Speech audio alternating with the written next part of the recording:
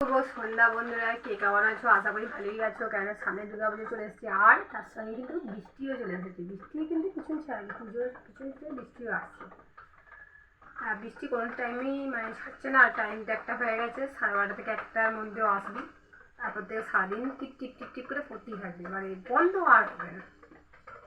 আর এই যে দেখো, ঘরের মধ্যে প্যান্ডেল বাড়ির মধ্যে ঝোলানোই আছে, কিছু করার নেই। কাচতে দেওয়া হবে, কাচাকুচিগুলো তো করতে হবে। দেখতে এই যে আমার জায়গা তো নেই, ঘরের মধ্যেই ফ্যানের হাওয়ায় যতটুকু শুকাচ্ছে এই ঘরের মধ্যে শুকাচ্ছে। মানে বাইরে যেটুকু টাইমে জলটা ঝরিয়ে নিয়ে যায় ঘরের মধ্যে, আর তাছাড়া কিছু করা যাচ্ছে না। কার কার বাড়িতে আমার মতো ঝোলানো আছে জানি না, আমার তো সবসময় ঝোলানো যায়। উপর বারান্দা থেকে দুতলা বারান্দা, নিচের বারান্দা সবই আছে, মানে কোনো জায়গায় বাকি নেই। তাই আজকে তো বৃষ্টি এখনো পর্যন্ত ছাড়েনি। প্রত্যেকটা দিন তবু সন্ধ্যার সময় ছেড়ে যায়, কিন্তু আজ আর সেটা ছাড়েনি। আর পুজো এসে গেছে, পুজোরও অনেক কাজ কর্ম থাকে। দেখো সেই বৃষ্টির জন্য না, মানে কী বলবো, সামনে পুজো চলে এসছে, আনন্দ জায়গাটা না নিরানন্দ হয়ে গেছে। কে ভিজে ভিজে মানে করা সম্ভব হয়ে উঠছে না। পুজোর টাইম মানে অনেক কাজ বেড়ে গেছে। এবার তো ঘর পরিষ্কার হলো, বিছানা পরিষ্কার হলো, এবার কি পরিষ্কার হবে? মানুষ পরিষ্কার হবে। মানে মানুষের কাজ, মানে বাইরের কাজ পেয়েছে, মানুষের কাজ হবে কেমন? মানুষের স্কিন পরিষ্কার হবে, তার পরিষ্কার হবে, তাই না? কথাটা ঠিক বললাম না ভুল বললাম? ভেবো একটু যে বলো কেন পুজো এলেই তো মানুষের সাজ পোশাকটা একটু বেড়ে যায়। মানে নিজেদেরকেও তো একটু সাজতেও লাগে না, সবসময় কাজ করতে লাগলে হয়? সেই জন্য তো সেটাও হয়।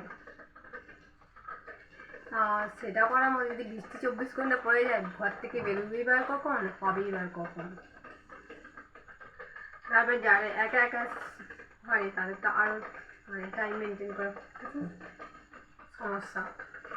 যেমন আমার টাইম মেনটেন করা খুবই সমস্যা।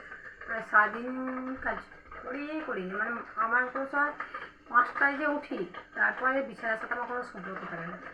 আবার রাত 11টার সময় নয়, সব কাজে রাত 11টার সময় আবার বিছানায় উঠি।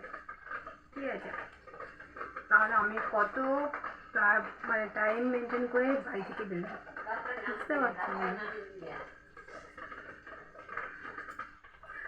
আমার কথাগুলো কার কারে ভালো লাগে জানি না। আমি আমার যেটা বাস্তব, মানে আমার জীবনে যেটা বাস্তব ঘটে সেটা তোমাদের সাথে শেয়ার করি বন্ধুদের সাথে, বলতে ভালোবাসি। আমার তো বন্ধু বলতে আমি ফেসবুক বন্ধুদের কাছে খানিক বলি, আর ইউটিউবে বলি, আর ইনস্টাগ্রামে এইভাবে ভিডিও বানাই না। আমি ফেসবুক আর ইউটিউবেই করি এই ভিডিওগুলো, ইনস্টাগ্রামে করি না। আর ফেসবুক বন্ধুরা আছে অনেকজন, সব কমেন্ট করে বলে ভালো লাগে। সব বন্ধুরা সব আমার সাথে শেয়ার করে বা অনেক ভালোবাসা দেয়।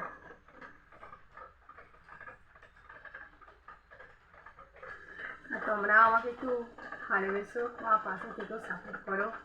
আর আমি 2 বছর ইউটিউব হয়ে গেছি জানো, এখনো পর্যন্ত আমি ভাইরাল হতে পারি।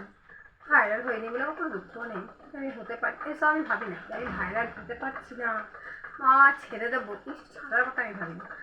যতক্ষণ আছে ধরেই থাকবো, এগিয়ে গিয়েই দেখবো কি হয় শেষে, হতে পারি না পারি না, ধৈর্য ধরে থেকে থেকে দেখবো। আমি তো মানে আমার লাইফটা তো সেই ছোটো থেকে ধৈর্য ধরে দিয়ে থেকে আছি, এটাও আমার ধৈর্য ধরে থেকেই থাকবো, বুঝলি? আর আমার ছোটো থেকেই গল্প করে ভালো লাগে। ছোটো থেকেই মানে অনেক ছোটো থেকে আমি অনেক টার্গেট করেছি, মানে বলার নয়, সব কথা বলতে পারলাম না। তারপর আমার মা নেই, প্রথম কথা আমার মা নেই, সমস্যা মানে পরে আমার বলবো। ভিডিওটা অনেক বড় হয়ে যাচ্ছে জানো, আজকের মতো এখানে টাটা, বাই বাই।